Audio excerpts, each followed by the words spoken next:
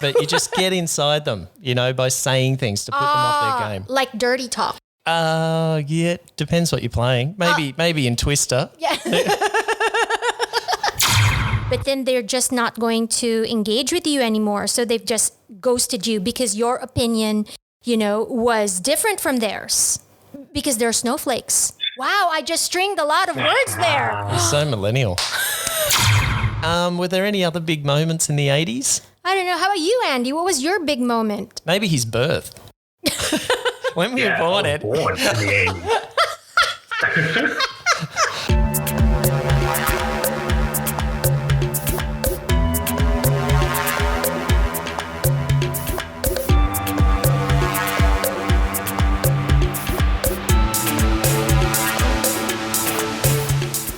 Hello and welcome to the Bureau Podcast. I'm Matt Cowan, the Bureau Chief and your host. Thank you for joining me here in Ho Chi Minh City with another epic show for you today. I hope you're well wherever you're listening to us. Be sure to let us know where you usually listen in from. Visit our social pages on Facebook at The Bureau Asia and Instagram at The Bureau Asia and leave a message. Tell us where you are, what you like about the show, and even what you'd like to hear more about. Short of that, just tell us how good we are, I suppose. We'll get a kick out of that. Speaking of kicks, the Aussie football team, the Socceroos, face masked off with Vietnam's national team, the Golden Dragons in Hanoi this week on what can best be described as a cow paddock. Come on, Vietnam, get the rollers out. Anything, just make it flat next time. I swear I saw balls. Soccer balls, that is, Mel. I was gonna try and make some jokes earlier, but I was waiting for this. Rebound. I saw balls rebound backwards at times as they ricocheted off large clods on the surface. Surely the pitch wasn't up to international standards. Anyway, like a bag snatcher in the night on Bui Vien, the Aussies stole a win. It was messy, but they got the job done. Well done, boys. Although, you've got to ask how an international football match can be staged in the middle of a pandemic in a country where we've all been locked inside for a month or more and locked down for 3. Now, lining up alongside me in the penalty box, socks up. Me? Hairband on, ready to give some head is the Bureau's content manager, Melanie Consul. How are you, Mel? I'm pretty good. It's another Friday and we have another podcast recording and I'm excited. Do you follow football? No. I know you have a passing interest in AFL though, but do you... Wait a minute. Football, you mean soccer? Yeah, soccer. Yeah. Yeah, the round ball game. No, not really. Or the world game. I think they call it the world game as well. World or game. The beautiful game or something like something that. like that. Now, Mel, I think sledging would be your strong point. What's up? Well, it's when you get inside the head of your opponent and try to put them off. What? You say stuff to them. You hammer their head? You can't... Not really, but you just get inside them, by saying things to put them off their game. Like dirty talk. Yeah, depends what you're playing. Maybe in Twister. Yeah. So anyway, I reckon you'd make up for your lack of size with the ability to do that, to get inside your opponent's heads. I have a really loud voice, so even if I can't run very fast and catch up with my opponent, I can shout from one end of the field to the other and just say really dirty stuff. That's what I was thinking. Now, I think especially you'd be able to get into the younger generation of snowflakes. You'd be able to get right inside that. Do you know what a snowflake is? Yeah, I kind of do, but I'm not an expert on it. Okay, well, now that you say that, joining us on the line, as usual, waiting quietly on the bench somewhere in the quiet streets downtown, right in the heart of Ho Chi Minh City. Ooh, I make that sound mysterious, don't I? And someone who I will forever associate with the word snowflake. Not because he is one, but because he can't stand them. And I think he taught me what it means. It's co-host Andrew Tran. How are you, Andy? Woo! Keep the sub going well. Thank you. Alpha mood today. What? Let's get this show on the road. I'm lost already. What's a super sub? What's an alpha mood? Super Now, sub, No. Okay. All right, tell us later. Go ahead. Now, let's just take a step back for a moment. Andy, I'm assuming not all of our listeners know what a snowflake is. So can you give us a definition? Well, if you don't know what a snowflake is and you're asking if you are a snowflake, then there could be a chance that you are a snowflake. Oh. But no. But if you want to know what a snowflake is, always type in the reputable Urban Dictionary. What they basically say is it's a sensitive person, someone who's sensitive, someone who gets easily hurt, easily offended by statements or anything that you do, right? Okay. So it doesn't even have to be political. It can just be anything conservative. Righto. Yeah, snowflake. Okay, so I guess the equivalent in our generation, Mel, would be pussy. Okay, yeah. You know, you would have been a pussy if you were seen to be a bit weak or a bit soft or you couldn't handle things. Soft, sure. Would that be right? Yeah? Yeah, I think so. I guess in our generation, I'm not really sure. I'm trying to think of a Filipino word that is equivalent, but it escapes me at the moment. So yeah, pussy would be an equivalent, I think. Yeah, sure. Now, Andy's taught me a number of words that have enriched my life somewhat recently. Another one is simping. Do you know what that one is? No. Okay, it's spelled Simping. Okay. Now, without really looking into it too much, I assume that the simp part, SIMP, comes from the sympathy in sympathy. Oh, like, please have the sympathize with me. Something like that. Is that right, Andy? I think so. But I use simp as a way.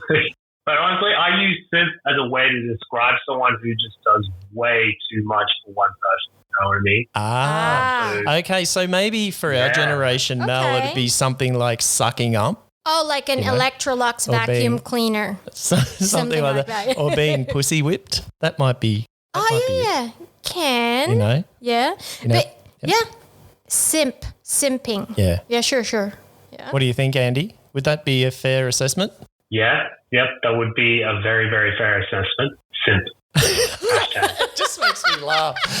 Now, Andy, are there any other words we need to know? As Gen Xers here, Mel and I, you know, we need to bone up, so to speak, on our vocabulary. We need to connect with the millennials. Now, you got me last week, Andy, with the D energy one. I'd never heard of that. Big D energy. Yeah, what is that? It's when you like women sometimes might go, oh man, the guy's a baller, man. He's just displaying big D energy. So basically displaying like some sort of manliness, misogyny, some sort of alpha kind of alpha male kind of behavior. Yeah, type of tendency. Yeah. But a couple of words for anyone who is listening at home is blue pill and red pill, which is actually quite coincidental because the new Matrix movie, I don't know if you guys saw it, but they just released the trailer. Yep. And it looks pretty exciting. So if you guys watched the Matrix back in the late 90s and you saw Morpheus give Neo. Yep. I was in high school. I was watching VHS back when we had the blue pill or the red. How do you use this? Do you say to someone, you know, take a blue pill, dude, or what? No. It's like Alice in Wonderland, but instead of like drinking from something, it's a pill. Okay. You know?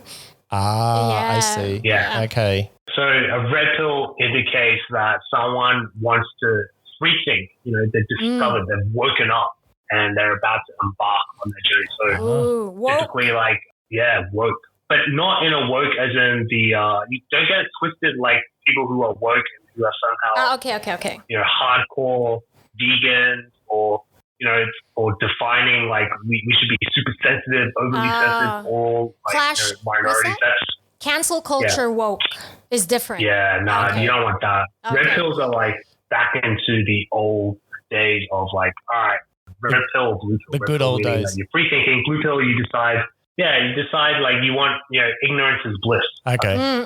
And do you use these words only online or are they spoken as well? No, I'll call someone out as a simp or Yeah, I've heard it. I don't care. Well, yeah, these are really good, words to know how to connect to a millennial. Thanks for that. But there's a lot of these words that I noticed, though, that have just been recycled from the RuPaul's Drag Race lingo, And, RuPaul's Drag Race has been going on for a while, And so words like tea, like spilt tea or juicy gossip, like, hey girl, what's the tea? Or the Really? tea is, I haven't heard that before. Okay. And then there's something also, shade, so like you would say, no tea, no shade. So it's like no disrespect, but I just, want to say the truth about somebody. And throwing shade? Is that throwing shade. Yeah, that's it. Right. And then, of course, this famous thing called snatched, like, hey, you look snatched. Oh, that performance was snatched. And that means you're looking great. You're amazing. You got it on point. Yeah, stuff like that. But do straight, middle-aged white guys say that sort of stuff? Can I walk down the street and say you're snatched? You're snatched. Probably not. There's a lot of, a lot of girls use this online. And that's because a lot of girls watch RuPaul's Drag Race, and we're just fans. And Andy. Yeah. Andy, do you watch RuPaul? No, I don't. What is it? It's this reality show that's been going on for a while. It's good. Yep. Yeah, I it's really good. like it. Yeah. Matt watches it sometimes when it's on. Yeah. Is it like Game of Thrones? No, it's a reality show. It's like a contest for drag queens. So they have challenges, different challenges a week. Yeah, nah. Okay. Not up your alley? Yeah, nah. Yeah, no. Nah. Okay, great. I'm going to be ready to face the world when we're finally out. By then, though, there could be a whole slew of new words I need to catch up on. Yeah, that's right. Now, Mel, you put me onto the Oxford University Press Word of the Year site yesterday, and I've had a quick squiz. The award goes back to 2004.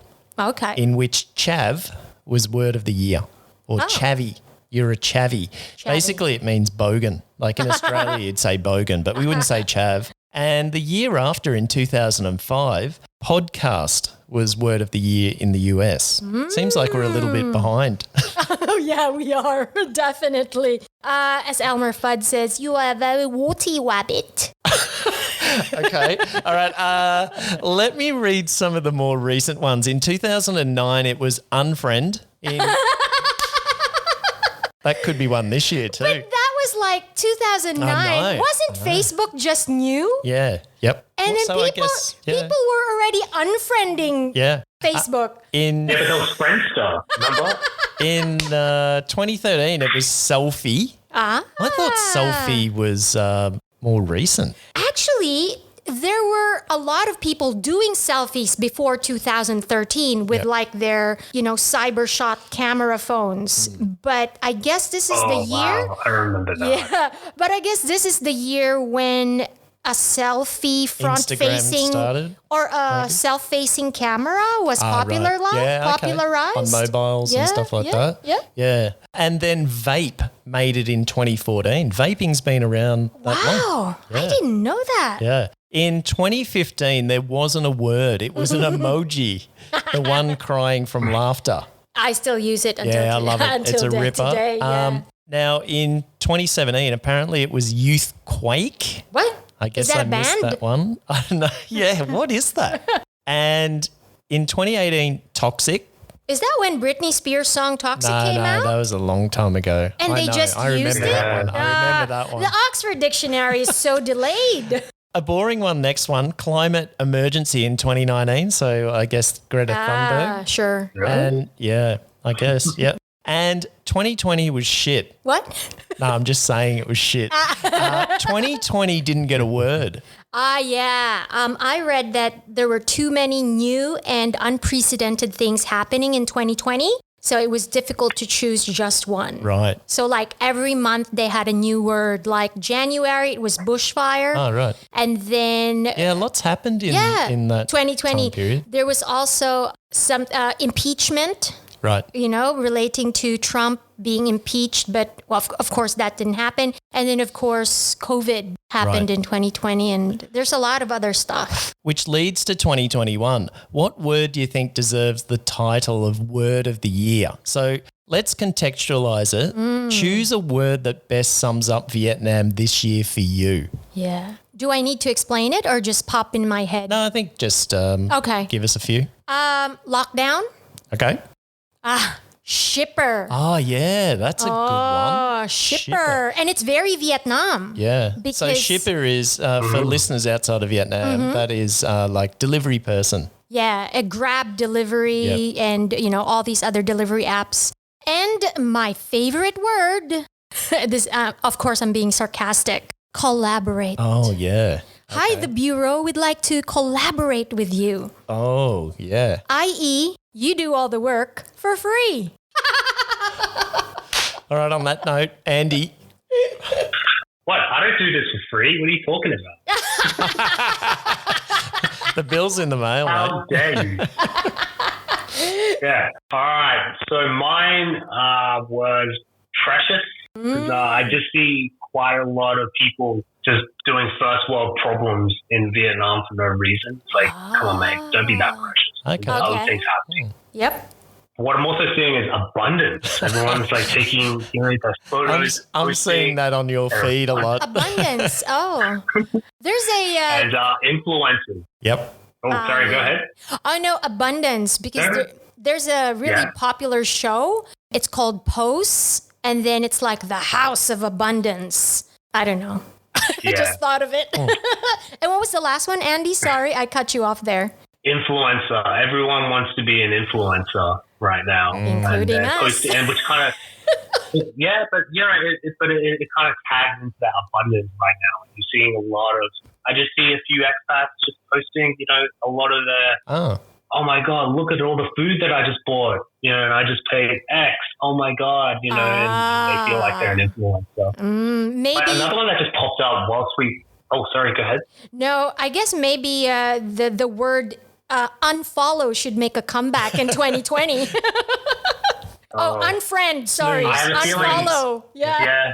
Unfollow is probably the new 2021, but I think I'll get some unfollows after this episode. Sure. Or how about this? What's that? Scene. That's another word. That's a good one. Scene. Yeah. So, you send a message to somebody and then they've seen it and they just ghost you. Yep. Ooh. That could be a good one too. That's another Can I one. steal that? Isn't that haunting though?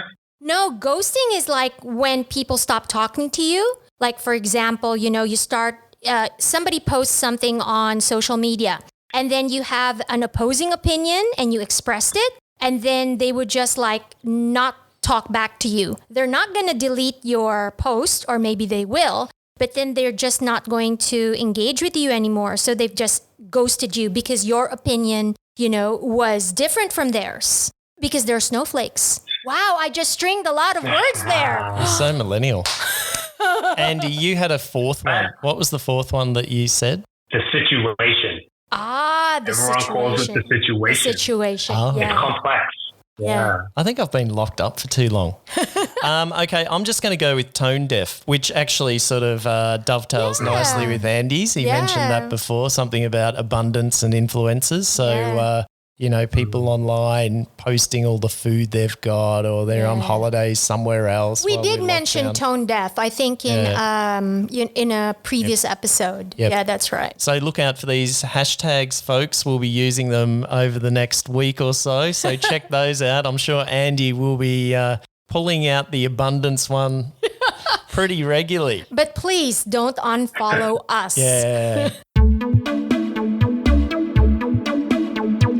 Tomorrow marks 20 years since 9/11, when 4 aircraft were hijacked by Al-Qaeda terrorists in the US. 2 planes, of course, were flown into the World Trade Center in New York. A third one was crashed into the side of the Pentagon, and the fourth one crashed into a field, missing its intended target, which was later determined to be the White House or the US Capitol building. Passengers in that case had attempted to regain control of the aircraft before it crashed. In total, 2,977 people lost their lives in the attacks. Over 25,000 suffered from injuries, and there are substantial ongoing long-term health issues among the survivors. Hey guys, where were you when it happened? Wow. Sorry, I just had to change my mood there. And it's a really sad time to commemorate. So I was actually in the U.S. from August the 10th to the 30th, 2001 for my sister's wedding. So, before I forget, happy 20th anniversary to my sister Melissa and Kevin, her husband. And so come September, I think I was just at home. Of course, there's time differences between the U.S. I think that happened like really early in the morning, like at 8:30, something like that. Yeah. I think. Between 8 to 10. Yep. That's like the key moments of that day. You know, I was just watching TV, switching channels. And then when I switched to CNN, and it had it on. So I can't really remember if it was like live or they were like replaying some key scenes of the day. And I just couldn't stop watching. And of course, my sister was in the US and also have, other cousins in the US. And my aunt was living in New York. Well, not in Manhattan, but in Long Island, I think. I can't remember anymore. And one of my best friends, Barry, I think she was in New Jersey. So that was like a really, really, those areas where I had family and close friends were living. So I think at that time, well, obviously there was like no mobile phones, it wasn't easy to communicate with your family and friends. And so I think in my mind, it was just rushing. And although my sister was in Tennessee, you didn't know what other places in the U.S. would get, terrorist attacks. So yeah, that was just like the 24 hours from that time when I looked at the TV. I think it was just really panic that my family and friends were, are they okay? And you went again, you visited after the attacks, right? So I was just looking at my old passport actually before the show, just to double check. So I visited the US again in 2003 and in 2005. And I can't remember which trip I visited New York. And I went actually to see Ground Zero with my cousin Archie at that time. And I think with my friend Barry, who I said was living in New Jersey at that time, I think we walked down the pier where the World Trade Center pier is, where you can get a boat, you can get a ferry to New Jersey. How was the site at that point? So that was like 2003. Yeah. That was 2 years after. Yeah, I can't remember if it was 2003 or 2005. No, there was still a big gaping hole. Right. But there were already some memorials set to commemorate the fallen. I'm not sure if those memorials that I saw were transformed into something more grandiose, the ones that we are currently seeing on TV and the images on social media. Andy, where were you at the time? I was young, so I was at high school. I was still going to school. Everything was a normal day. Though thinking back at it, it was a little bit quiet. Like in the morning, I didn't really think too much at it because I would get up in the morning and most things are quiet anyway, and so I just didn't really feel much. And then I'm in high school, and you watch it on the telly back when big screen TVs were on a massive box. Yeah, that's right. Yeah. And they got shared between classes. Yeah, that's right. Yeah, but I remember it was a pretty surreal moment, just seeing that, and then that's all. Like no one could really do any work. Teachers couldn't really teach. Students really were just like, "What does this mean?" It was just a real weird day. And I remember coming back home, speaking to my brother, speaking to my family. It was just such a weird day. And that's how I kind of saw it. It was just, and then afterwards, like, not long after, you had the orange, America kind of did the orange threat, the red threat, and then the green threat kind of thing. Right. Like, the green, orange, red. Yep. But yeah, that was my day. Just very surreal.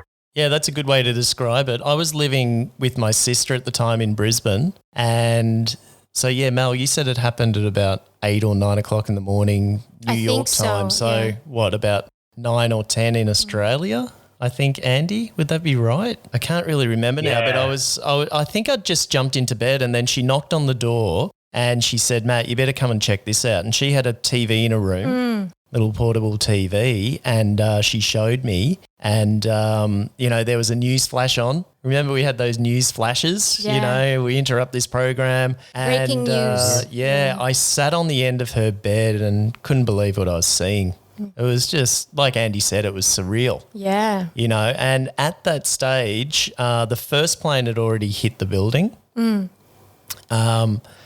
And black smoke was billowing out, those images that you see all the time. And this was on live television. Then the second plane hit. I couldn't believe it. It's like Andy said, it was just surreal.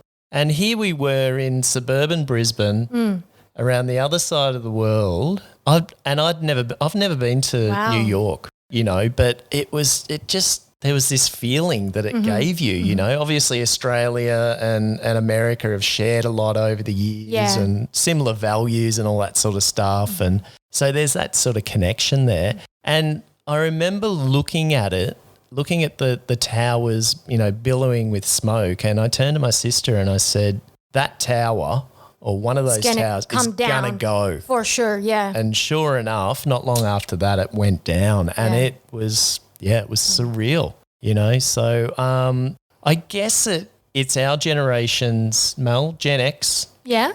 I think it's our sort of JFK assassination moment the man on the moon moment that our parents had, They talk about that and they talk about the Beatles and all that sort of stuff, Well, in my country, we have that moment as well, the assassination moment. We have the Ninoy Aquino assassination in the 80s. So this is bigger. Like it affected everybody worldwide as well. So I think it's a good point you make though. My generation at least, I think we were pretty sheltered. We had a pretty uneventful sort of formative years, growing up years. Although we did go through the Cold War. Yes. So we were. But I had martial law. I mentioned it last week. Yep. But I was too young to comprehend, how serious the Cold War was then. I grew up in rural Victoria, and away from all this sort of stuff. But they tell me that we came pretty close to being blown to smithereens. Yeah. But one upside. Yep. We survived 80s music and big hair bands. New wave. Unbelievably. Were there any other big moments in the 80s? I don't know. How about you, Andy? What was your big moment? Maybe his birth. When we were born, Ed. I was born in the 80s. I was born in the mid 80s. Wow. So I knew nothing of what you're talking about. I'm a generation of not having to deal with anything except for racism. But I think the big thing for the 80s was, and this is not me personally, but this is from my older brother and sister, was World Expo in Brisbane. So for them, that was like a big, big thing. And especially if you're an immigrant and you're in Brisbane back in the 80s, it's not as multicultural as it is right now. To have this kind of cultural moment in Brisbane in a small, big town, it was a big deal for my brothers. Yeah, I remember that. And I actually went to Expo 88 and hated it. Hated it. I was a kid. I would have been 14. No, actually, I didn't hate it. No, it was just... You were bored. You were a teenager. Yeah, kind of. And I remember the New Zealand... Pavilion. What do you call it? Pavilion was just amazing, but you had to line up forever because the word went out that the New Zealand one was amazing, and it was from memory, but I can't remember anything else about it. But, the great thing that came out of the expo, of course, was South Bank. So they redeveloped the area, the site where it was, and, South Bank's pretty awesome now. But World Expo, it really put Brizzy on the map, apart from the Fitzgerald inquiry, Andy. Into police corruption.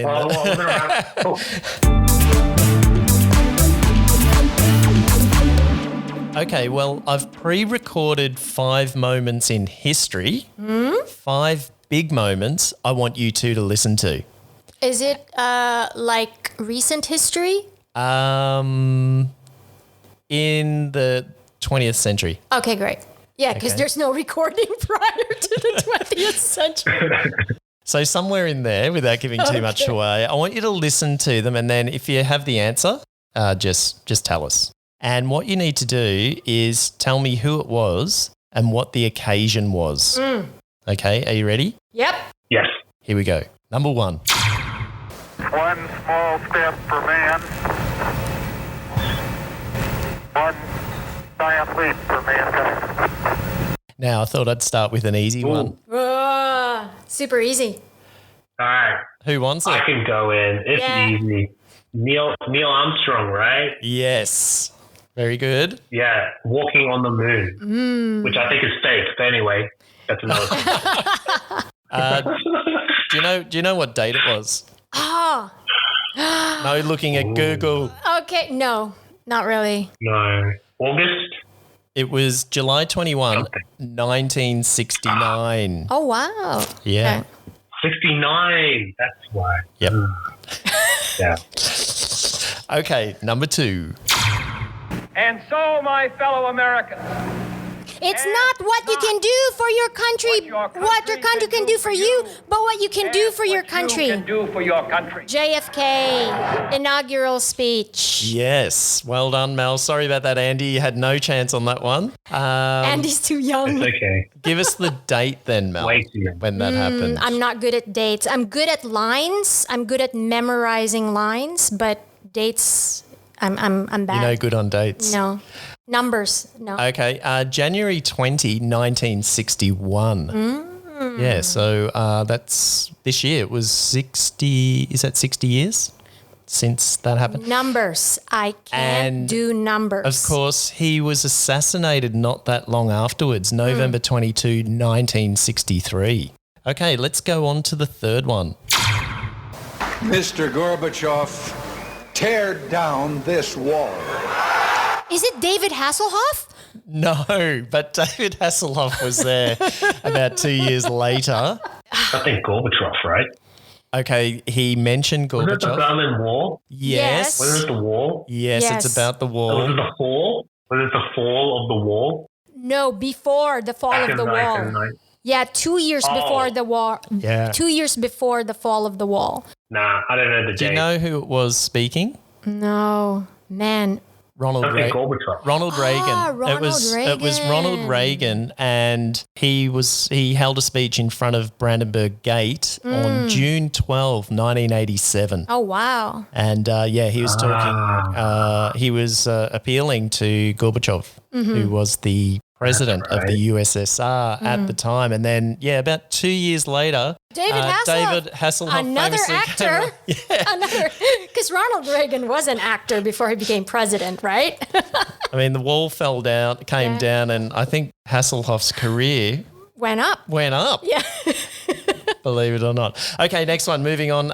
Number 4. They had been dining at the Ritz Hotel owned by his father, Mohammed Al Fayed. Oh, when Princess Diana died. Yes. In Paris. It was the day Lady Diana or died. Princess Diana Diana died, yeah. in Paris. Yes. What date? Oh, man, I should know this. I'm like such a royal follower. I know the Like, year. Yeah. See, I remember. 97? I remember. Yes, it was 97. Yeah. I Yes. remember that day. Man, I was at home and I just kept on crying. I do, because it was a girlfriend's birthday that day. So, it's pretty hard to forget that date. Okay, and let's move on to number 5, the final one. We turned around to take a look at it. The sight that greeted our eyes was Oh, the Challenger! what we had expected. Because No, but that's a we good saw guess. this cloud of boiling dust and debris below us with this tremendous mushroom on top. Wasn't that the Challenger blowing up? No, but I wish I'd thought of that. That was another good moment in history So to something obviously went wrong and exploded. Yes. Well, it didn't necessarily go wrong. Okay. It exploded on purpose. What? Is it the atomic bomb thing? Yes, well done, Andy. Yes, the atomic bomb over Hiroshima, Testing. which Oh, it's not a testing. Oh, it's a real. no, it ultimately, it was the one. It was the little boy that essentially ended the war, although there was another one over Nagasaki, I think a couple of days later. Any ideas what date? 1945. Yes. More specific? It's a tough one. I know. I guess. August 6, 19. Yeah, I was going to say that. And the man speaking was the Enola Gay pilot. Enola Gay. His name was Paul Tibbets Jr. And incidentally, his middle name was Warfield. Oh, wow. That's crazy. I don't know where that comes from. There's an OMD song called Enola Gay. That's right, yeah. Yeah. Well, another week, another COVID-19 news story. In fact, quite a few COVID stories in a rapidly developing space here in Ho Chi Minh City. But before we get into those, let's take a moment to get a snapshot of where things stand at the moment. At around this time yesterday, Vietnam's caseload was pushing 560,000 cases, with new cases the day before reaching close to 13,000. The 7-day average of daily new cases over the past 3 months was just under that at 12,862. Ho Chi Minh City by far remains the location in Vietnam with the highest amount of cases, with over 273,000 as of this time yesterday, according to VN Express. There have been just over 11,000 COVID-related deaths in Ho Chi Minh City, estimated to be around 123 deaths per 100,000 people. Andy, how have things been for you this past week in the centre of town? It's still quiet. I haven't walked out or anything. I'm still hearing every once in a while some sirens that go off. Right. Hearing the domestic fights or arguments. I wouldn't say fights. Domestic arguments that are going on in the hand. But no, I'm just staying focused, getting into more online webinar events just gives me a chance to speak to people and see people. Yeah, I've seen you've been busy. And also, we just had something a couple of weeks ago for LinkedIn Local Saigon. I know you touched in for a minute on that, which is really cool. But then also, just working on my own podcast and speaking to other guests as well. So, just trying to stay as sane as possible through this time. Okay, good stuff. And how about in the outer suburbs, Mel? I just discovered Zalo. So, we're 2 weeks into this second hard lockdown. We're running out of food. And, the local K market here near where we live in this apartment complex, they started doing this. You can order from like 10 o'clock to 10:30 in the morning. And then what they do is like they have it on Zalo, and then you can they upload photos. Yeah, it's really good, isn't it? And then you can choose what you want between that time frame, and then you can pick it up when it's ready, and you pay by card or cash. But the only caveat to this Zalo group is that everybody knows who you are, where you live, and your phone number. Yeah. So has your phone rung? I've gotten a few friend requests. Here we go. But I've, obviously on my Zalo profile, it's just for, ordering online. But the thing that I noticed, and, oh my gosh, I think I'm an influencer now, really. So, you get a bunch of these pictures, and it's so hard to choose what you want. And so I'm kind of bored. So I make these collages on Adobe Spark. Okay. And then I put the photos of the food that I want to buy in a collage. And then I make this really nice message to the... And how's your reach? Has your following gone? No, what? But I know, and I put a message, every day my message is different to these, to the shop sellers, you rock, frontline workers, thank you, have a nice weekend, TGI Friday. And then I noticed the next day, and then the next day, more and more people in that chat group were imitating me. Really? They were imitating the graphics and the nice thank yous and the hellos and the collages. Good. I might just join that. I'd get more reaction from that than I do from Instagram. That's for sure. More reach.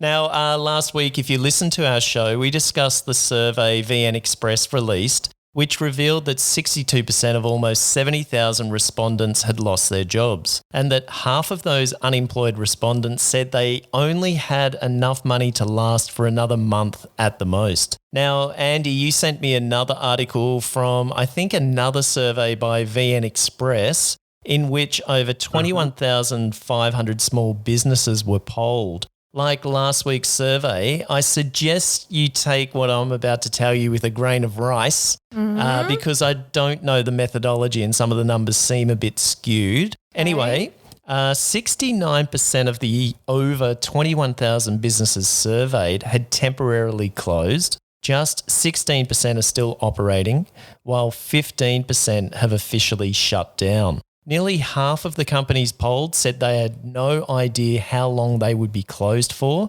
and the sectors of fisheries, services and agriculture have had the highest shutdown ratio, followed by industry and construction. 4 out of 10 companies that have temporarily closed don't have enough cash to last another month, with 52% of them having cut staff to reduce costs. Now, the report also listed how remaining businesses in operation are dealing with a lack of cash flow, which I think is important to take a quick look at. The first thing they have done is lower costs. For example, lay off workers. Next is borrow from banks, followed by borrowing from organisations and individuals, then borrowing from government support funds, and lastly, through the issuance of bonds. Andy, you first. What are your thoughts on all this borrowing? I think it's a slippery slope for these kind of small businesses to put them more into debt. But I think you might see some disruptions going on in terms of business play where you're going to see more micro-lending organizations come out. And for anyone who's listening at home, like micro-loans, usually small amounts is about 200 or less, 200 USD or less. And it gives people a chance to kind of either tie them through to the next kind of round or just kind of start small businesses. So there's a few places around Asia that already have it. So Lender, which is a company based in the Philippines. You got GoBear, which was actually recently bought out by Finder, which is an Aussie company. And you got MoneyTap, which also has a startup presence in Vietnam as well. But the alternative, I think, if you can't get any bank loans, if these micro lenders aren't necessarily suitable for you, is potentially an increase in, unfortunately, loan sharking. Right. Yeah, that doesn't sound too good, does it? Well, there's some light at the end of the tunnel, however. VN Express reported the day after that deliveries are now allowed from 6 a.m. to 6 p.m. every day for the first time in 2 months. What are you going to order, guys? Yeah, I'm going to wait. I'm going to wait a few days. I mean, it's already quite hard to order your groceries through apps anyway, because even though, if the shops aren't going to close and you're racing through to make your order, whether or not it's going to get picked up by a driver. So I think this increased amount, I'm just going to wait a few days. I've got enough food, thank God, and I'm just going to wait it out. I'm not really going to be like ordering anything expensive, that's for sure. I'm not going to like order something that in these times, the words want and need, we have to be conscious about that. Do you really need it or do you just want it? All right. And in this day and age where we are right now, this situation, you're going to have to just order needs, not wants. So, if you feel like I need to drink something, are you going to order water or you're going to order like an expensive craft beer or wine? I'll try. That's a no-brainer question for me, what you're going to get delivered. Before we went on our recording, I actually saw that Baba's Kitchen is back to delivering. Yes. Yep. Yeah. And see, I'm not craving for Indian food, but I know that Robin and his crew has been super generous to the local people, helping them through this tough time. And for me, I want to order from them, just to say, I've seen what you've done, Robin, and I'm going to support you now that your business is kind of like back to normal. Okay, but before everybody gets excited, Andy, again, he pointed out in the Bureau's Facebook group yesterday that there are some caveats to venues being able to start opening again or operating again. Yeah, I saw that. Like testing and vaccinations, I think, Andy, for staff. Yeah, exactly. I think they say like it all have to be online services, so no brainer there. But they said workers need to have received at least one vaccination dose and must test negative for the virus every 2 days. So wow. I think if we break it down, right?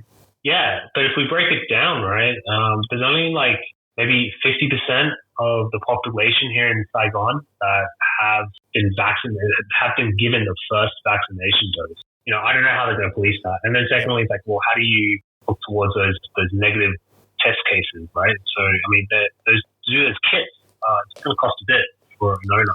Yeah, that's right. Yeah. Yeah, we've been talking about that a bit on this show. When I went to the clinic, it cost like 350,000 Vietnam dong for a 30-minute quick test. So the next question really is, who's going to be paying for those tests? Is the employer going to do that every 2 days for their staff? And where do the staff live? What if your store is in District 7 and then your workers live, you know, in District 10 or in Tu Duc or some faraway place? Like, you know, how do you assist your workers to come back and work for you? Or are they just gonna like change, lay off these people and then get new workers who are tested? You know, I mean, I don't know how those things work. And how much are the tests going to be? And like Andy said, who's going to police it? Yep. So there's a lot of things to iron out. It's not just a matter of opening up again. And the cost, the owners will obviously bear that of the restaurants or the bars. Will that get pushed onto the customer? The taxes. Which I'm assuming it will. For the food. But then, you know, customers like us, do we have the money then to actually go out? So what impact, guys, do you think it'll have on decision making as to whether you go out or not? Well, I think special occasions will probably still warrant a going out, you know, birthdays, anniversaries. Look, we've been locked down for a long time. So, like with you and me, you're probably sick of me. No, it's been amazing. The whole time. I could do it again. For 20 more years. In another life. So I think when you say impact, I think it's also the impact that it has taken on, you know, couples or families that have just been with each other, you know. So like, I'm sure that families with like 3 or 5 children parents would really want a break, you know, from their kids. And so maybe, you know, mom and dad need a date night. Right. So those are the scenarios which I think would warrant a going out. What about you, Andy? You're still going to have people that want to go out because they're just stuck at home. Like Mel said, they're stuck at home. Either, you know, it's small confine. They've seen the same person day after day. I want to catch up with their friends. Who's there with you, Andy? You know? No one. Who's there with you day by day? No one. So that's your reason. You want to start. You want to start going out. Can I use one of those new words you taught me, Andy? I think you're thirst trapping. Thirst trapping, yeah. Trapping. Oops. Well, thirst trapping will mean I have something to give. But I have nothing to give. Okay, we need to practice more of these millennial. But just getting back on track. I agree with both of you.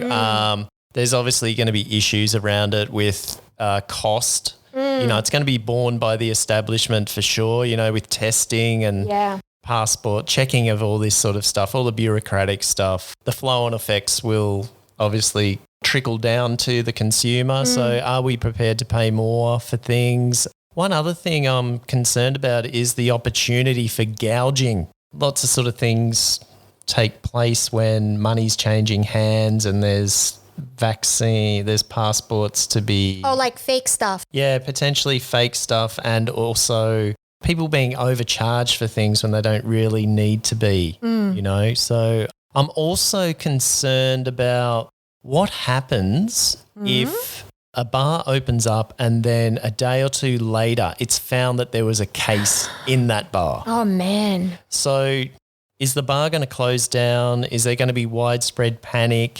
Does the neighbourhood need to be shut down? And what sort of impact will it have on that business's reputation? This week on thebureauasia.com, I posted a fantastic and uplifting listicle called Off the Beaten Path in the Philippines, 8 truly unique things to do from Luzon to Mindanao. The listicle was sent out by the Philippines Department of Tourism to get us thinking about just how much fun it is in the Philippines. Now, I've been to the Philippines a bunch of times. Admittedly, most of that time has been spent in Manila and on Luzon. It's the main island of 7,000 plus islands. Manila's a city I really love, by the way, and is sorely misrepresented as a travel destination. The history of Manila in particular is fascinating for a start. But this listicle presents things I've never heard about. There are a few things I really want to do because of it. The first one is cycling around Intramuros, the walled city of Manila. Yep. The next one is going off-road on a Laha adventure. Is that right, Mel? In Pampanga. Pampanga. Now, Pampanga is just north of Manila as the crow flies, and the sexpats listening in will know that it's where the city of Angeles is and the Clark Air Base, home to one of the most famous red light districts in the world. But pole dancing isn't the Laha experience I'm talking about, Mel. No. It's lava, I think. Mr. Lava. Not lava. Lava, okay. All right. I think. Not far from here is Mount Pinatubo, and it erupted back in 1991 and was the second largest terrestrial eruption of the 20th century. And its effects were felt worldwide, even lowering global temperatures by 0.5 degrees Celsius. Yeah. Decades on, the area has become a destination for extreme sports enthusiasts, and you can go on off-road tours in 4x4s or motorcycles, basically along where the lava or the Laha flowed. Oh, Andy, you'd love that. You love your motorbikes, don't you? Yeah, you'd love it, Andy. We should do a trip. Yeah, I love it. And then we'll pop into Angeles on the way home. I think it's going to be a boys' trip. What's that? Come on, I'll don't tell pretend. you about it later.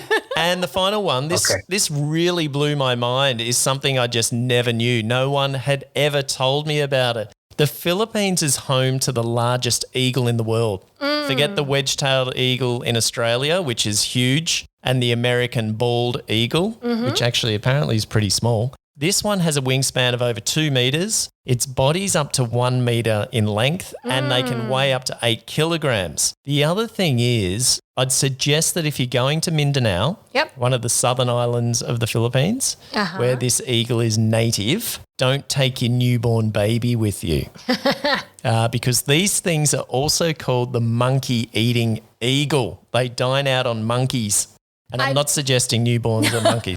So for more info on these unique things to see and do in the Philippines, head to our website, thebureauasia.com, and you'll find the article there.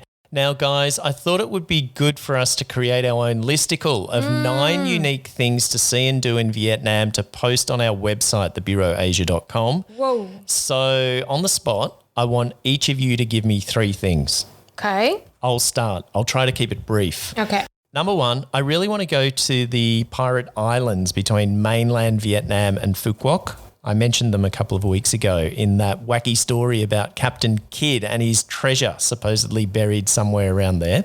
My next one would be to go and see the whale cemetery in Phu Hai.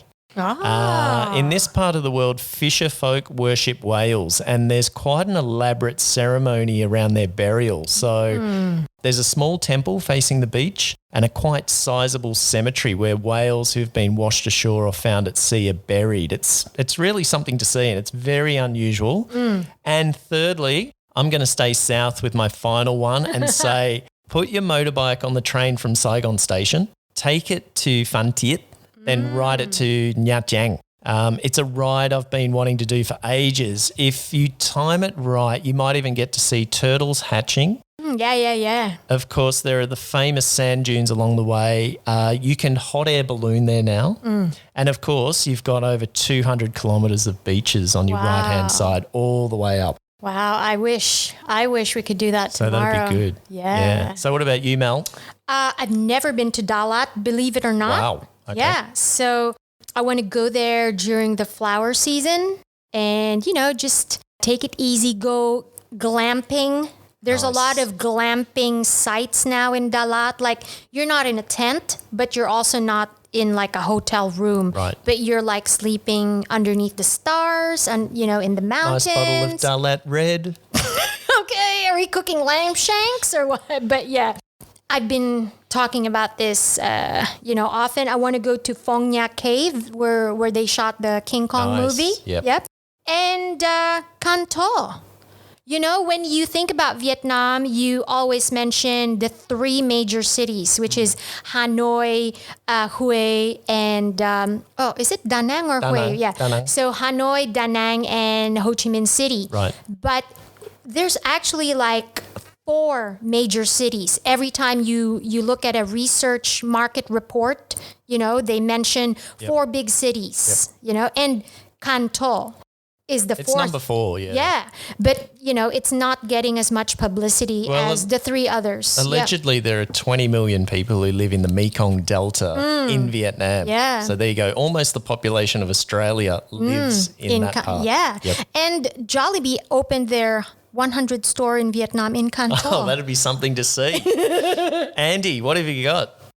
All right. You guys kind of stalled me because now I want to go to where you guys want to go.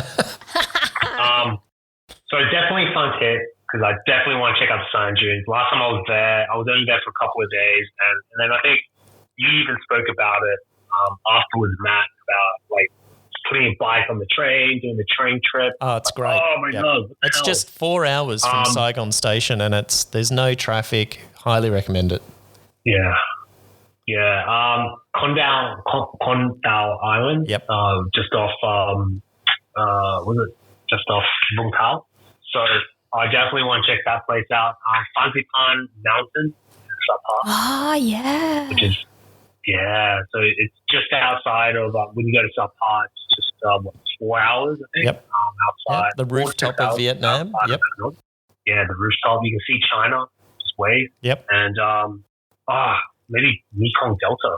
Well, we've got some motorbike trips, Andy, to do. We might have to do some live streaming on While our you're on the road. on our motorbike trips. Hey, that could be something to do when things open up. Yeah, Andy, Matt can be on the motorbike. You'll be on a little sidecar next to him, and you have your laptop. He's got a bigger bike. And you, no, but Andy's the streaming expert. Oh yeah, that's right. Yeah. Andy's the streaming expert, Yeah. so he has to be sitting on the sidecar. And,